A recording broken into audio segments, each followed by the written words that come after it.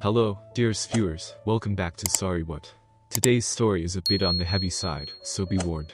I will not keep you for long, so grab a drink or a snack, make sure you're comfortable, and let's dive right in. It is. Dee squealed excitedly. Marc LaValliere was the star tight end on our city's football team. Unlike many others on the team, he made his year-round home here. He had the reputation of being a genuinely good guy, and he was as well known for his community activities as for his exploits on the field. Marc became the main topic of conversation at our table, as the guys talked about his football feats, and the women praised his good works and good nature. It doesn't hurt that he's a hunk, either, Dee put in. Linda and I both knew who he was, but we weren't very interested in anything besides each other just then. We let the conversation wash over us, holding hands under the table. Hey, you two, get a room. Linda and I looked at each other. We hadn't even been kissing. Well, not really kissing, anyway. My feeding her wings, so she wouldn't get sauce on her new dress, of course, didn't count. Besides, we'd already gotten a room. We were saved from further embarrassment when the band started again. Shall we dance here, or upstairs? I whispered to Linda. Before she could reply, Jane interrupted. Look, he's coming this way. Sure enough, Marc LaValliere had left his table and was heading for ours. I was amused by the reaction of the women at our table. 4 of them primped and strutted, all but saying pick me. If you think a woman can't strut while she's sitting down, you have a lot to learn. Linda looked downward and held my hand a little tighter. Hi, I'm Marc. Would you like to dance? He was standing behind Linda's left shoulder, holding his hand out to her. I felt Linda gasp as she dropped my hand as if it were hot potato. I watched dumbstruck as she turned her back to me, gave Marc her right hand, it almost disappeared in his big paw, and gracefully rose from her chair. Hey, man, now my feelings are hurt. I thought she was just dancing with you tonight. Dave smiled as he needled me. Yeah, that's what I thought, too, I groused. Relax, Jim. It's just a dance. Jane tried to soothe me. I tried to believe her, but I couldn't help having a bad feeling about this. The band played a couple of fast songs, and our whole table watched them dance. So did everyone else in the room. Marc was good, far better than I was, and Linda was clearly enjoying herself. Her partner and her dress combined to show her off to perfection. Don't they look great together? Come on, Jim, let's join them, Dee invited, clearly trying to distract me. Thanks, but no. The next song was a slow one. I watched Linda melt into his arms, fitting perfectly as though she belonged there. He was good at that, too. Lots of practice, I'll bet, I thought to myself sourly. Marc said something to Linda, she smiled sweetly as she responded. He wasn't doing anything I could legitimately object to. He didn't dance any closer to her than I danced with Dee or Jane. His hands didn't go anywhere they weren't supposed to. Another slow song, a ballad this time. I could see the band leader watching my wife and her partner, taking his cues from them. Marc was smiling as he held Linda in his arms. He was clearly pleased with whatever was going on. I'd seen enough. I rose from my chair and felt Jane's hand on my arm. Wait, Jim. Let her have this. Don't ruin it for her. I jerked my arm free, and then I looked at Linda's face. She clearly wanted to be exactly where she was, and nowhere else. She did not want any interference from me. I slumped back into my chair. Finally, the song ended. Marc nodded at the band leader, who started a faster song. He and Linda left the dance floor, smiling at each other, but not touching, not even holding hands. Linda gave him a last brilliant smile as she turned toward our table, and Marc turned toward his. The difference between a woman's best smile and her second best smile isn't much. Unless you know the woman well, you probably wouldn't notice it at all. As Linda neared our table and our eyes met, her best smile faded to her second best. I knew then that we had a problem. I keep telling you that you're the most attractive woman in here, I whispered in her ear as I seated her. I reached for her hand and held it in both of mine. Is it time to take the next dance back to our room? For just the tiniest moment, I could have sworn Linda was afraid. Her eyes widened and I could feel her hand trembling. She covered the moment quickly, though, and looked away from me, across the table. I'm sorry, everyone, I just have to go to the restroom right now. Linda, come with me. Dee's voice could be heard far beyond our table. I was too preoccupied to wonder why she had to broadcast this to the room at large. Linda looked at me apologetically. Sorry, Jim. I can use some freshening up, too. She rose and left, without answering my question. Of course, the conversation immediately turned to why no woman who is out with a group can possibly go to the restroom by herself. I had just started to wonder why my friends were working so hard to keep the conversation going on that topic when Dee came back. Alone. Where's Linda? Is she okay? I practically shouted. Relax, Jim, Dee said, smiling. Linda is fine, she just has something to do. Duck you, Dee, don't piss down my back and tell me it's raining as I stormed off towards the women's restroom. I rushed through the door to see the restroom empty. I came back out just in time to see Linda and LaValliere slipping out the side door. I yelled towards Linda and took out after them. Two very large men stepped out in front of me and grabbed my arm. No you don't, he'll bring her home tomorrow, as if nothing happened. Both of these men were his teammates from the Sharks. One was the middle linebacker Jack Wright, and the other one was nose guard Steven Kilder. I yelled, get the duck out of my way. They laughed and Jack said, if you are going to be a bear you better be a grizzly. I am not a professional fighter, but I could always carry my own weight if need be. I started to go back through them when Wright threw the first punch. I blocked it and nailed him in the side of the jaw, staggering him. I knew the Kilder would be coming next, so I spun and using my elbow caught him in the mouth. Before I could reset I felt a bottle being broken over my head. I went to the floor immediately. Then the beating began. I was being kicked and stomped on. The final kick was on the right side of my face and I was out. The next thing I remembered was waking up laying in the snow with two strangers standing over me. As I came to it sounded like I was in a tunnel and voices were getting louder. Jim, are you okay? Wake up, Jim, wake up. I looked up and could see out of only one eye. Blood was running down into my other eye, burning it. I pushed her away. Get away from me, just get away. I got up and staggered away trying to remember where I parked my car.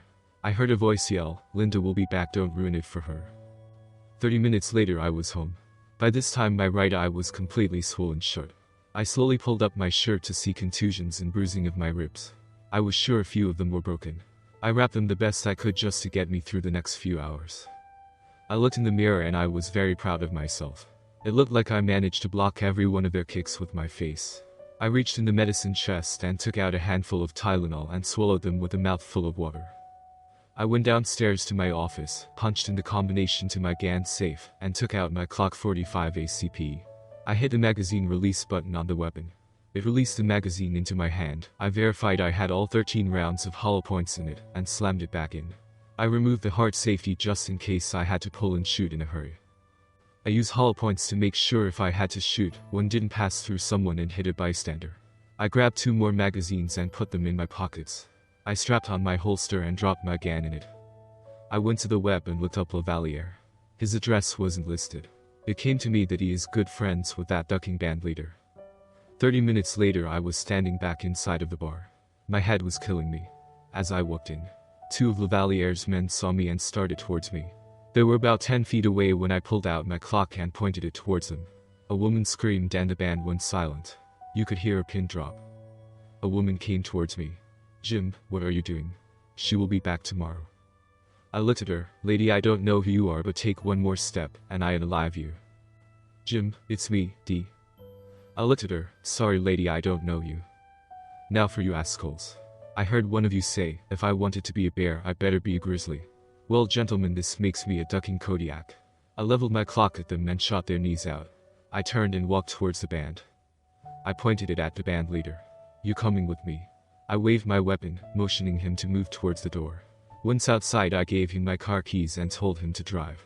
I was getting weaker by the minute. He asked, where are we going? To LaValliere's, I replied. I don't know where he lives. He replied. I responded, too bad I don't need you then, pointing the clock at his crotch. Okay, I'll take you there. As we were driving I was zoning in and out into consciousness. We got to LaValliere's place around 11:30. His house was gated. I pointed my weapon towards the band leader and said, make him believe. He pushed the buzzer until LaValliere answered, what in the duck do you want? It better be good. The bartender answered, it's me Luke. We have a problem, both Kilder and Wright have been shot by that woman's husband. Click and the gate opened. We drove through the gate and parked in front. I made him go to the front door with me. I rang the bell and I heard from the door LaValliere approaching. I pointed the gun towards the bartender growling, run. Now. He took off and the door opened. What in the fool LaValliere said, failing to see who was standing in front of him. I smashed the barrel into his nose, you could hear the cartilage breaking.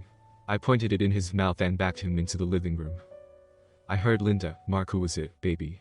Come on and give me some more of that big D. Oh my god Jim, what are you doing here? What did you do to Mark? She got up and ran to him to help him to the couch. She then realized she was nude and tried to cover herself. You've ruined everything, she yelled. I would have been home tomorrow, and I would have let you reclaim me as you own. I don't think so. There is certain hazardous waste and trash that can't be recycled. They are just too toxic. It has to be destroyed or buried for 1,000,000 years. Give me my grandmother's rings. She gasped and slowly pulled them off and handed them to me. I walked over to the fireplace and threw them into the fire. Linda's eyes started watering. Why did you do that? They were over 100 years old. I wanted Emma to wear them. I screamed in anger, grabbing my head trying to stop the pain. Linda, I bet you had them on as you were sucking his dick and your hands were wrapped around it. She cringed when she heard that. You have defiled them. I would never let Emma have them. They are cursed now. Jim, Linda tried to explain. I was coming home tomorrow, and we could go on with our lives just like before. What is that, Linda? Kind of like BCAD, before and after Christ, but now it is BL or AL. The first time I kiss you after you suck LaValliere's dick. The first time I duck you after you duck LaValliere. Our first anniversary after you let LaValliere duck your peach. The first Mother's Day after. The first Father's Day after the first Christmas. About our 25th anniversary after you duck LaValliere. Not going to happen. I look over to see LaValliere smirking.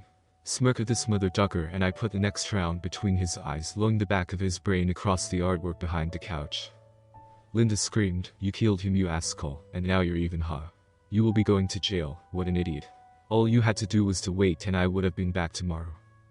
Linda, I thought you knew me better than that. You know I always play to win. I never play for a tie. From the outside of the condo, you could hear a scream. You could hear the booms and see the flashes through the blinds and the open front door. Flash boom, flash boom, flash boom until you could hear the slide go back and lock. The clip was empty. 5 minutes later, drop the gun or we will shoot. Sir, drop the gun, ordered the policeman. Jim just stood there until the cop slowly walked over and saw the gun had been emptied and took him to the ground.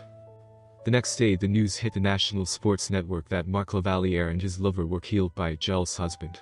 Details follow. Monday morning in the Madison DA's office behind closed doors.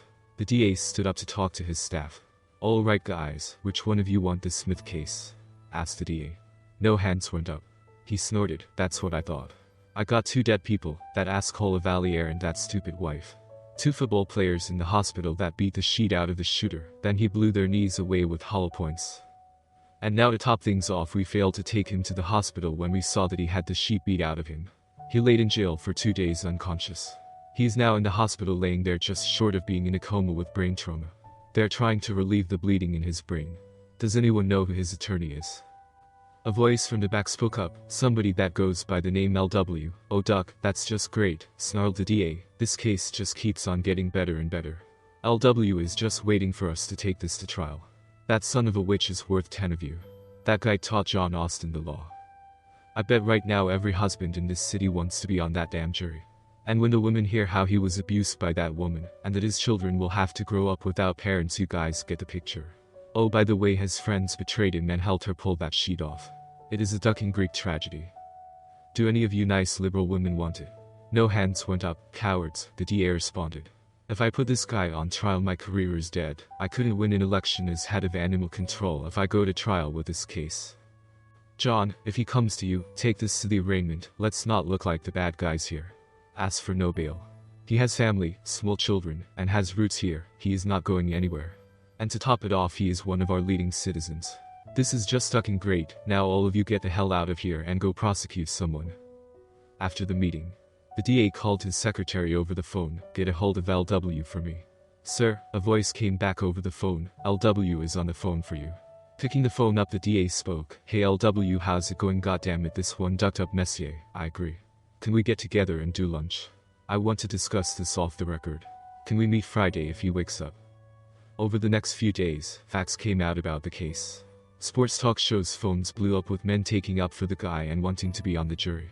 The Sharks organization was being crucified and ticket and merchandise sales dropped.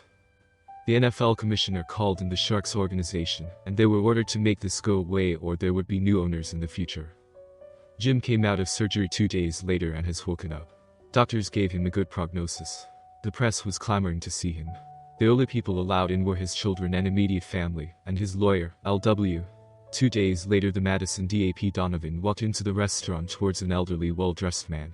The 2 men shook hands and seated. You don't look so good, Pete. What's the matter? Asked LW. Man LW, this is one messed up case, Pete admitted. The waiter walked up and asked, "Can I get you gentlemen anything?" "Yay," replied LW, "a Jack and Coke." "And you, Pete?" Pete replied, "Make it a double." After the drinks were served, LW smiled and softly spoke, "Pete, I can't wait to hear your offer. I got you by the balls." LaValliere and Linda destroyed this man. LaValliere's men beat the shit out of him, rendering him incapable of making rational decisions. I even have eyewitnesses that said he didn't recognize them, and they were his so-called friends. And just as a reminder, they started it by beating the shit out of him. It took a day before he remembered who I was, and I have known him since birth. To top it off, he laid unconscious in your jail cell for how long before they discovered how serious he was hurt. Doesn't look good for the home team. I am getting thousands of dollars in donations every day for his legal defense. And I don't think you're going to be able to field a jury that will be willing to convict him. Oh, by the way, he has amnesia to everything that has happened because of your negligence in getting him to the doctor. I also have several psychologists lined up that after he was beaten he was in shock and probably doesn't even remember the event. LW sighed. Peter, you know that is not true. LW was still smiling. "Yeah, maybe, but the jury will hear it anyway. They will be looking for an excuse to let him walk." Peter finished off his glass and yelled for another one. "Hell, LW, half of my prosecutors are wanting to resign to be on that jury. I have had calls all morning threatening me that my career is over if I put him on trial. I have heard from my wife what she thinks. I should know on certain terms if I ever want to get another blue job, let him go. Alright, here's the offer. 8 years manslaughter and he is out on parole in 3. LW smiled. "Nope, I'll take my chances." "Damn it, LW," Pete said, struggling to stay calm. "I can't let him walk. It would make it open season for cheating spouses and their lovers to be shot." LW chuckled. "Yep, there wouldn't be anyone else left to vote for you if that happened. It used to be that if someone killed a cheating spouse and lover, they could run in office and be elected." Peter countered, "How about 5 years and out in 2 on probation?" "Nope," smiled LW. P snapped back, "You are taking a really big risk on me not winning. You do not want his kids growing up without either parent. And let us not forget you will be tied up with all those lawsuits that you are about to file against every human being on the planet that had anything to do with this mess, from the NFL, the Sharks, restaurant, and the band. I am sure some of the ex-friends will be hearing from you also." LW started laughing. "Nice try, Pete, the lawsuits can wait. Here's my final offer, 5 years house arrest. He has to wear a bracelet." LW countered 3 years, and he can drive from home to work and back. And to his daughter's school and back. Oh, also church and back. Peter stuck his hand out and responded, "Deal. Now let's eat. I'm hungry." LW informed Pete, "Oh, by the way, we are filing charges against the 2 football players for assault and battery and false imprisonment. Then I am suing the shit out of both of them." Pete looked at him in surprise. "How do you figure false imprisonment?" LW replied, "Very simply, they imprison him by preventing him from leaving." Peter replied in astonishment, "That's a novel idea. File it and I will nail the bastards." March 1st, 3 years later, a small party was held at Jim's house to remove the bracelet from his ankle. Cake and ice cream were served. "Hey Jim, how are you doing?" asked Dave. "Okay, I guess," replied Jim. "How are you doing since your divorce from Dee?" "Okay, I guess," Dave sighed. "I understand how you feel now after I found out she pulled the same stunt that Linda pulled with another athlete. She still calls every week begging me to take her back. You would have thought she would have learned from Linda's stupidity. You know, I have always had the feeling, but couldn't prove it, that Dee picked that night to go to the Morrisseys because she knew LaValliere would be there. Her only problem was he chose Linda and not her. But what I am really here for is, well, I want you to please accept my apology. I now fully understand how you were hurt." "Accepted," smiled Jim. Dave asked, "Can we get together and let me buy your first beer?" "How about next week?" I replied with a smile on my face. "Say Wednesday at the tap house at 6. 3 years later, at the family's Labor Day retreat. LW was holding his usual court. He was getting a little long in the tooth by then, but he was still as sharp as a tack. The only reason Jim came to these events was for the kids to see the relatives and spend an enjoyable day outside before another winter started. Jim just sat by himself and read his books. He didn't do anything outside of caring for the kids. He had just become reckless. He did work out to keep himself in shape and had a few hobbies. He hadn't even attempted to date anyone since the incident years ago. It seemed the modern woman wasn't inclined to date men who would kill a cheater. They didn't like his version of the one and done. LW walked over to Jim sitting in his Adirondack lounge enjoying the sun. "Hey Jim, I need you to repay one of those favors you owe me." I looked up to see two silhouettes standing in front of the sun that I was enjoying. I sat up, pulled down my sunglasses, and when I noticed one was a woman, I stood up to introduce myself. LW introduced the lady. Jim, this is Ellen. She is a friend of mine. I said, hi, and stepped back away from her. She was a raven beauty who belonged in a league of her own. I realized I was suddenly face to face with the most beautiful woman in the world. I had never imagined beauty like hers could exist. It wasn't just that she was sexy or hot, though she was all of that. She was a work of art. She should have been in some museum to be admired by the ages, except she was far too warm and alive and vital for that. Up until that moment, I thought that Linda was the most attractive woman in the room when I was with her. She wasn't. Compared to Ellen, Linda wasn't even close. Jim, the favor I am calling in is for this young lady. She has a son that's Emma's age and a daughter around Tommy's. She is having some problems with her son. He is starting to become a man and could use a man's help. And I know you need the help of a woman with Emma from time to time. LW started chuckling. Jim, are you okay? Do you need some oxygen? I'll leave you two alone. Do you mind? Ellen asked as she pointed towards the other chair. I recovered enough to say, please sit. And we both sat down. She looked at me and took a deep breath and said, I am divorced, and the father doesn't want anything to do with me or the children. I thought to myself, this guy has to be an idiot, but then I remembered what Linda pulled on me. I need a man in my son's life. He is still angry at me over the divorce and is starting to rebel against me. If I open my mouth, he goes off on me with such hate and vitriol. And from what LW tells me, you are starting to have trouble with Emma. She is starting to turn into a young woman, and her emotions are starting to cry havoc with your home life. Has she started her periods yet? I laughed from embarrassment and put my hands over my ears and started chanting, la, la, la. Ellen started laughing at me. I finally shook my head and replied, I never even thought about that. Well, I'll offer my services as a surrogate mom, if you will act as a big brother to my son. I listened and then asked, did LW tell you about me? I might not be such a great role model for anyone. Smiling, she replied, yes he did. He gave me your life story and what happened that fateful night. I thought about that. But I concluded it might make my son think twice about going after a married woman in the future. He might have to deal with a pissed off husband. Of course, if the matter comes up in the future, you can discuss it with him. To tell you the truth, when I found my ex and his secretary together, if I had a gun I would have shot them also. Before we go any further, I wasn't a saint either. I was a high-end escort in my early years. That's how I knew LW. Jim started laughing. You and LW? With a surprised look. She giggles. No, I am not his type. That took the smile right off my face. She started laughing. No silly, he is not gay. He likes them, let's say, a little plumper. Well, a whole lot plumper than me. He used to get together with my roommate. I was howling. She told me she was a professional model before becoming an escort. She explained that her ex knew what she did when they met, but she quit when they went exclusive. But after they had kids, he changed. Every man there ran into thought she had ducked him and was laughing at him behind his back. It was just too embarrassing for him. He couldn't handle it. I replied, as far as you doing it for money, I am here to tell you the biggest prostitution racket in the world is marriage. Trust me when I say the most expensive piece of ass I ever got was my deceased wife. It cost me my soul, and I bet most men would agree with that. And as far as you being an escort, when you are through for the day you can go home and take a shower, and you are as clean as the day you were born. But an asshole, no matter how much you wipe and wash it, it is still an asshole. She laughed. To tell you the truth, my daughter looks like a tramp with the way she wears her makeup. Maybe you can help her out. Does your son like to fish? I take my son about once a month.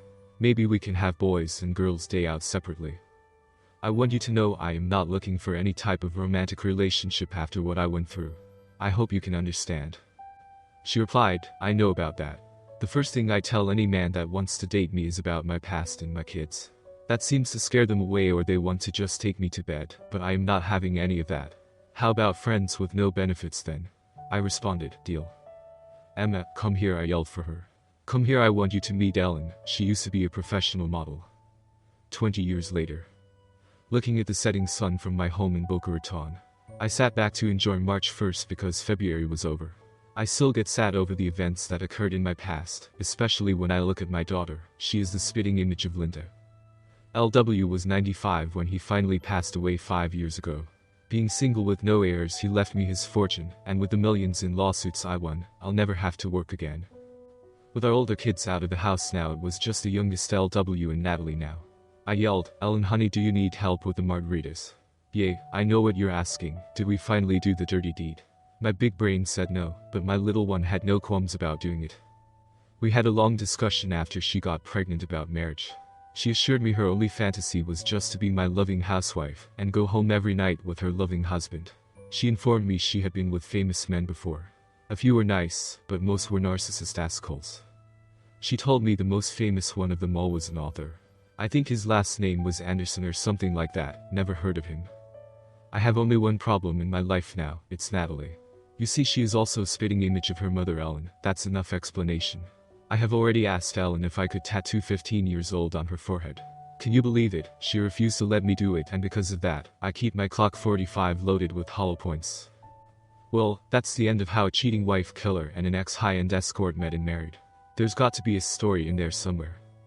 A bit on the shorter side, this story we have for today, but I hope you still enjoyed listening to me narrate it to you. Please don't forget to like, subscribe, and leave a comment before you leave. Goodbye for now, and I'll see you in the next video.